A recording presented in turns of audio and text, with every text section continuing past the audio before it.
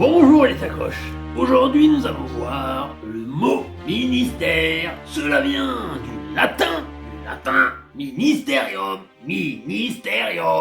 des ministères qui signifie ministre. Aucun lien avec le site internet Price Ministère avec lequel je n'ai pas d'affiliation ou de sponsoring. Corps des ministres et secrétaires d'État. On parle alors de cabinet, voire même parfois de gouvernement. On emploie alors l'expression former un ministère. Le ministère est alors attaché à un ministre qui lui-même est rattaché au gouvernement, dirigé, je vous le donne en mille, par le Premier ministre, qui n'est rien d'autre que le chef des ministres. Par exemple, nous retrouvons au sein du gouvernement français le ministère des Affaires étrangères. Il s'occupe alors des relations entre la France et les autres pays, à l'instar du ministère de l'Intérieur,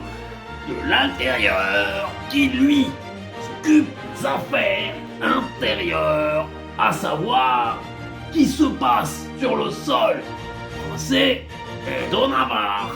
Le ministère est symbolisé non seulement par un homme ou une femme, mais également par un bâtiment. Un ministère a pour vocation à remplir diverses fonctions. On parle alors de portefeuille ministériel.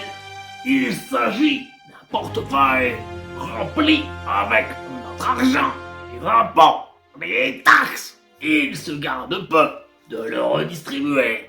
S'en vient alors des magouilles, pots de vin, et nous voilà avec une dette abyssale.